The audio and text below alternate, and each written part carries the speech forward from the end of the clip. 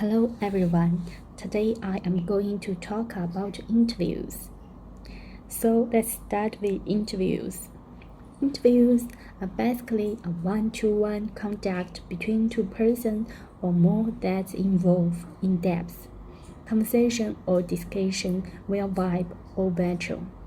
While in-depth interviewing mostly involves a researcher and an informant for a deep conversation about different things related to informant.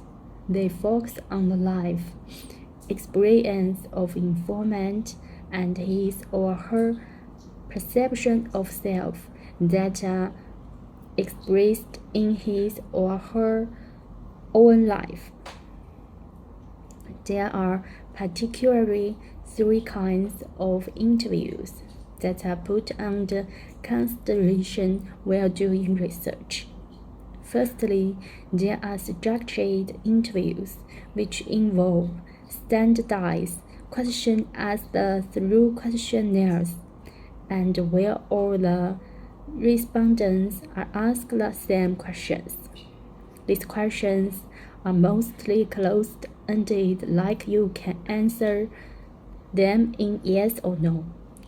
Second model is the semi-structured interviews, also called focused interviews, where the interview uses the interview grid to convey the central issue of the research question. These interviews allow in-depth examination of issue without fixed wording or fixed ordering of questions. The last but not the least model is the non-structured interviews. These are very casual kind of questions that do not follow any formal schedule or question order. Conversation in the interviews are not controlled, which makes it easy for the researcher to get the interest for both the participants. Coming to in-depth interviews, one can state it as a probing process that is mostly conducted face-to-face and can be in structured, semi-structured, and non-structured format. For in-depth interview, it's important to do repeated interviews with the same respondent that relies on verbal accounts of social realities. That's all. Thank you. Dr. and my classmates, very nice to see you again and hope you are doing well and stay safe. And now I'd like to talk about understanding open-ended questions. And in this part, I will involve the definition, the characteristics, and the language of an open-ended question, and also the differences between open-ended and closed-ended questions. And before you can start effectively asking open-ended questions, you need to know what that is. An open-ended question is a question that requires a full answer using the subject's knowledge or feelings, and these questions are objective. Do not let the person being asked result in an answer that requires an explanation. And here are some examples of an open-ended question. What happened after I left? Why did Jim leave before Susan? What did you do at work today? What do you think about the new season of this TV show? And do not ask close-ended questions. Close-ended questions can be answered in a short or single-word answer, and they are used to obtain facts and specific pieces of information. And close-ended questions may bring conversations to a halt.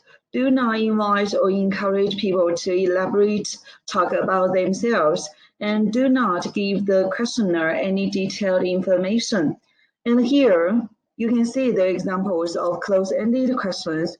Who will you choose? What brand of your car do you own? Did you speak to Bob, who finished the cake?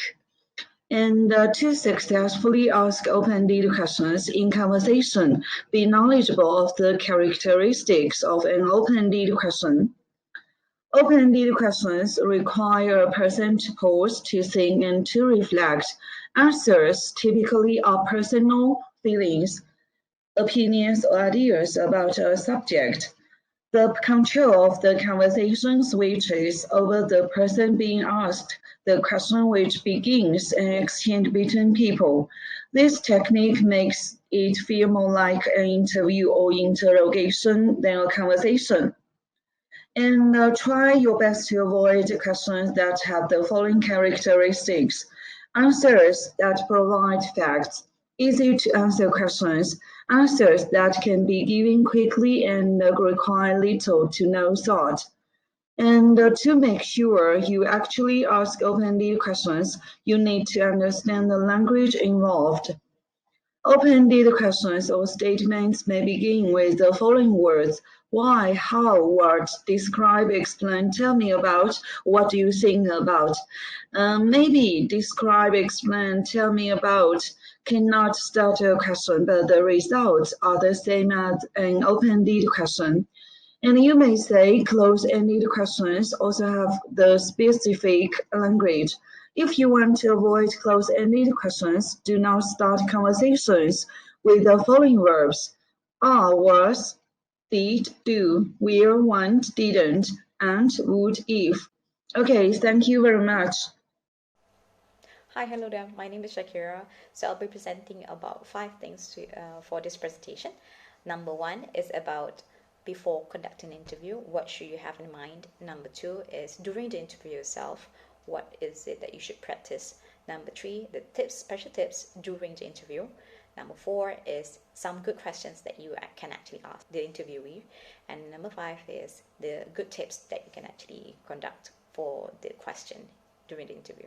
Alright, so we're going to start about the first slide. Is about before conducting the interview, there are 5 things that recommended for you to actually take consideration of. Number 1 is who will you interview? This criteria will fall under if you have a purpose sampling, meaning you have a specific criteria of interviewee that you want to actually interview. Okay. Number 2 is about how many informants or participants will be interviewed.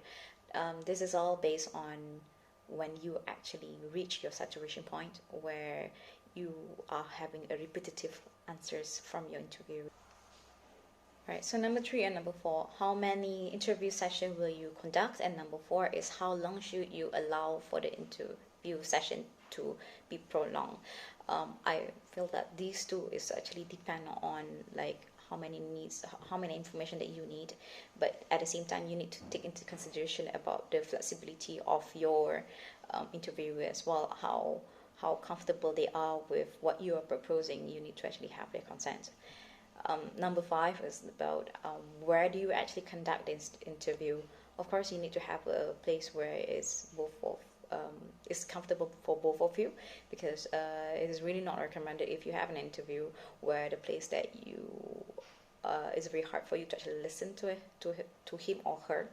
At the same time, the clarity of the environment is very important as well, and of course how your interviewee is comfortable with that the place that you want to interview. All right, moving on to the second slides is about when conducting the interview itself. Number 1, actually, how much information do you give to your informant? This one is about like if the informant would like to know about your question that you want to ask. It is said to be like in qualitative research, it is not really a problem for you to actually reveal the questions to your interviewee first, so that they have in mind and well prepared before the interview session itself. Number 2 is about confidential issue. It is really important for you to actually respect your respondent or respect your interview wish if they would actually want to conceal their identity. So you can use a pseudonyms to replace his identity instead. Number 3 is about establishing a rapport, meaning having a good relationship with your interviewee. Number 4, prepare in advance and do your homework. Of course, everything, if we are well prepared, things will go smoothly. Number 5 is about prepare an interview guide. It's about protocol. When it comes to prop questions, there are 3 things that doctor actually give the tips for us. Number 1 is about conducting a prop question based on a model or existing theory. From that, you can actually manipulate and informal questions. Number 2 is about how you study from the previous literature review and then make it into your questions. Number 3 is about developing your own questions. And then lastly, use transition during interview to keep on track. Probably it's not really advisable for you to actually have like a non-stop session with your interviewee. Have a transition so that they can have a little break and you can actually keep on track about the things that you already asked as well. So you have full control of this situation.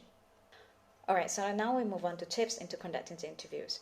So the first thing is, of course, you need to actually be an active listener. You need to listen to what your interviewer really say and fully understand what does he or she meant. And also be patient. Do not rush them. Let them take their time so that they can actually think about their responding rather than have a pronto answers. Okay. Number 3 is about flexibility. If your interview is taking longer than how they expected, probably ask for more session with them if they are comfortable with it, and make sure that you have his and her consent as well. And of course, you need to be a good observer. If you can see that he or she is uncomfortable, probably you can ask for suggestion, as what we mentioned before. Flexibility, you can have another session where they can actually reschedule it. Number 5, funneling. Funneling is about like you are taking your questions into broad questions first, and then you venture it into specific issues, because this probably could help your respondent to have a general idea what you want to ask first, and then it will be more specific afterwards. Alright, so now we're going to talk about the type of questions that you should ask your respondent. Number 1 is about their demographic or their background. Number 2 is about the descriptive questions, where you actually open up the question with a broad question and then you can actually venture into specific ones. Number 3 is about textual questions. It's about what is the question that you want to ask. So what is it about? Number 4 is structural questions, where you want to actually explore how the knowledge is, how the respondents feel, or how their experiences is. And lastly is about contrasting. Probably you can have like a two situation where they can actually contrast, so that you can have a clearer view on the respondent answers. Okay, lastly, I'm going to talk about the special tips about good question in conducting interviews. Number 1, you should ask about how do they feel when it comes to the emotional responses from your respondent. Number 2 is about experience and behavior questions. Number 3 is about sensory questions, the things that they already seen or heard or touched, and etc. So these questions is about more to sensory perception. Number 4, ask them about the opinion question, about what is their opinion on certain things that you want to actually venture into. And lastly, a knowledge question about actual or factual knowledge on the situation. Probably something that they've heard on the news, they read on the papers or online, so that they have a better idea on the next question that you actually want to specific on. Thank you. That's all for me.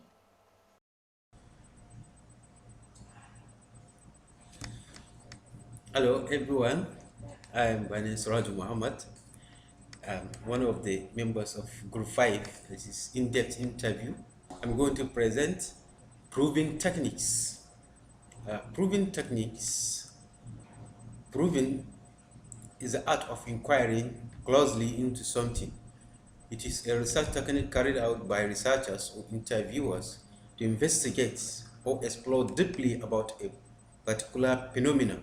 This is to say, you are exploring more deeply. You want to find out more from the respondent or from research participants. Proving enables the researcher to generate more information and new knowledge from the research participant. That is to say, after the initial question, you ask another question in order to get more to get more of information. If, for example, you initially ask question like, how do you feel? Then the question will be followed by proving, tell me more. Then the participant is free to let you get more information that are deeply, that will help to get new knowledge. Next from the slide is forms of proving. That is, we want to know how many types of proving, or what are the methods of proving. There are many methods out there, but we have to limit ourselves on those that are within the context of qualitative research. So the following are methods of proving. Number one, open questions used to add precision. Example, what do you mean by no one showed up? In other words, the open question simply means a type of question that you allow the respondent to freely provide the answer, not intimidating the respondent by giving the closed question, but open question, so that the respondent can freely provide the answer.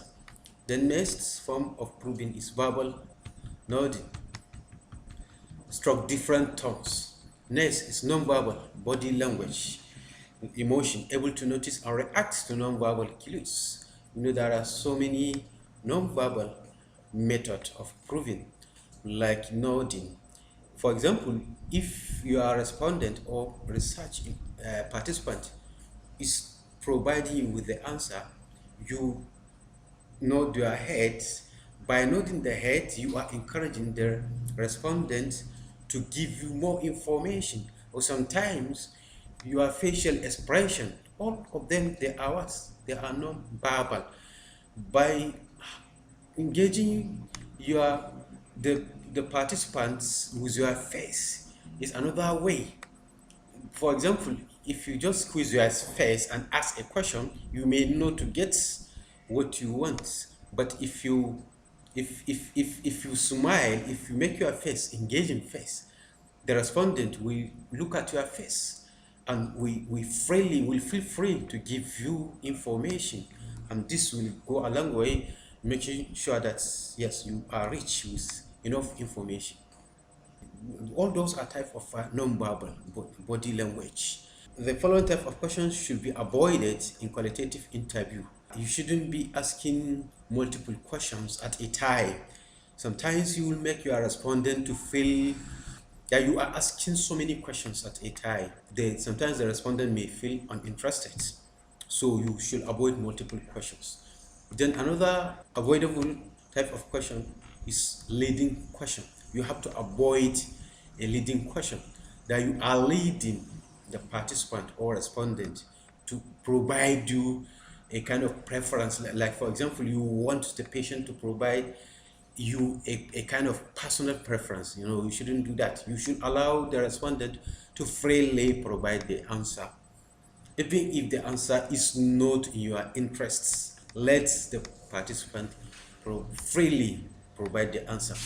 The next slide is talking about recording interview. So recording interview is very important.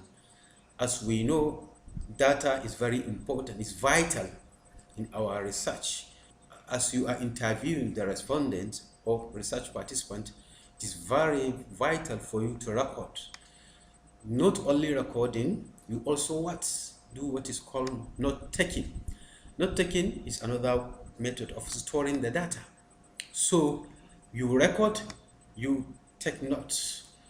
However, we should understand the fact that all of them, the two, recording of interview and note taking while interviewing, they have their own disadvantages. So therefore it is recommended to combine the two together, so that at the end of the day you will have efficient data storage.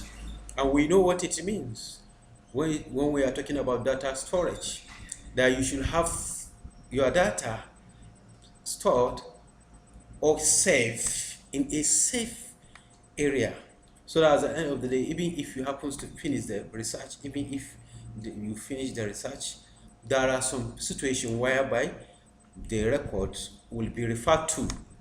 For example, in qualitative research, there is what is called respondent validation. Sometimes you may have to go back to our respondents to let the respondents know that yes, what they said exactly is what is being reflected in your findings. So recording of data is very important, and it is very vital to ensure the efficient data management and data storage. And that is the end of my aspects. My colleague will continue from where I stop. Thank you very much. Have a nice time. Bye. Thank you. Listening skills for in-depth interview. Listening skills is very important for a researcher who is involved in in-depth interview that is done in a qualitative study. It involves several skills so that we can easily get or we can obtain the information that is needed for our qualitative research. Some of the skills needed, number one, is empathic listening. This means that we listen, but we listen with a purpose. It aims to deepen the interviewer's understanding of the interviewee's interest and what they are saying. We have to be non judgmental or we have to maintain a tolerant appearance.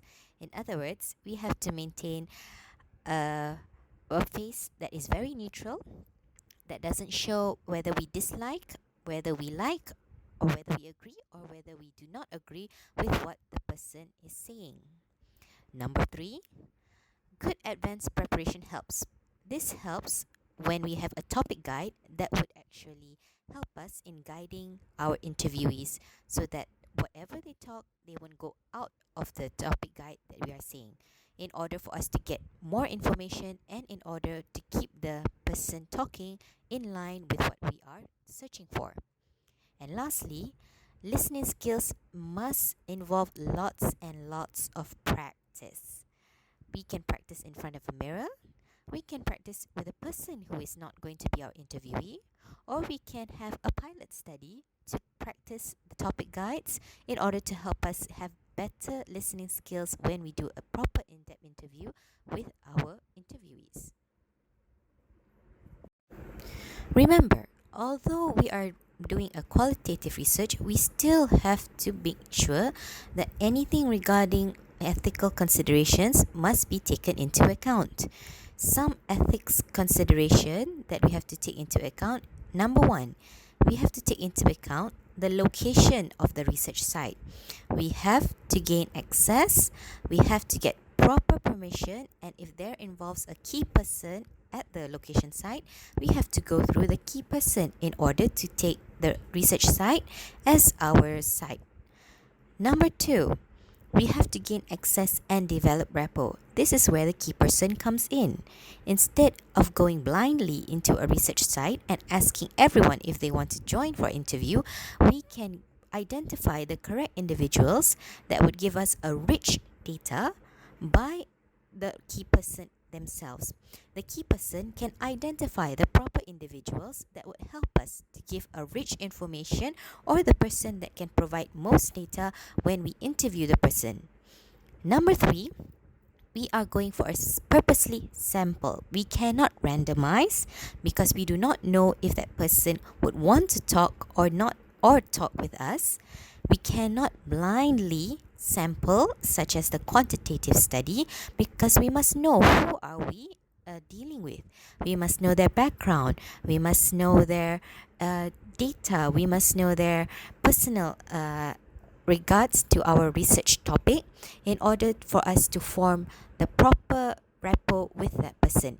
If a person wants to join a qualitative study willingly, they will be more open to answer our research questions.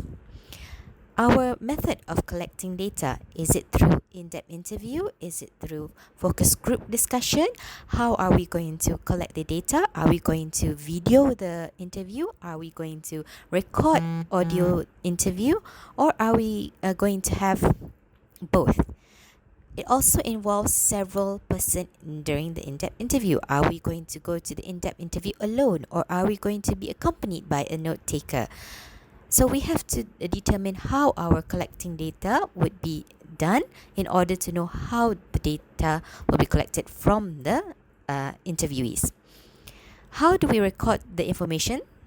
Such as I said previously, whether we are doing audio, video, or both. But it is advisable not to focus on one type of recording. Example, if you would like to do audio recording, it is advisable to set up more than 2 audio recordings just in case we cannot record or one of the recorders stop or finish their batteries, so we can have backup recording. Next is minimizing field issues. This is most probably on the location side, meaning is the room suitable? Does it have so much noise? Would people go in and out? Is it suitable to build rapport with the patient inside that room? So location wise, we would like to find a very suitable place for us to do the in-depth interview with the patient. With the participant. Either it's at the location site or at the participant's house, we have to identify earlier. And lastly, it is very important for us to store data securely. We have to, number one, do not have any data that can identify or relate directly to the participant themselves. The names can be used acronyms instead of their real names. We do not store their identification number or any sort of data that can identify them directly to the participant. We have to choose whether the data will be stored hard copy or soft copy. If it's hard copy, will it be under lock and key within one location or multiple locations? And if it's soft copy data, would it be stored inside IT, such as laptop, desktop, at what location, under whose security, would it be password protected, and such. So we still have to maintain ethical considerations when we want to do a qualitative research for in-depth interview. In conclusion, good qualitative questions are good tools to the researcher when doing a qualitative study. It not only involves asking the questions, but we have to be active listening. And not only that, it has to be guided by an interview or a topic guide. Therefore, we would not stray from the questions that we want to ask, then we would not stray from the answers that we want to get. Secondly, good qualitative questions should be dynamic and multidirectional. Therefore, it would take into considerations many aspects of the interviewee, such as their lives, their experiences, their perspective, their enablers, their barriers that would be helpful in the topic of our research.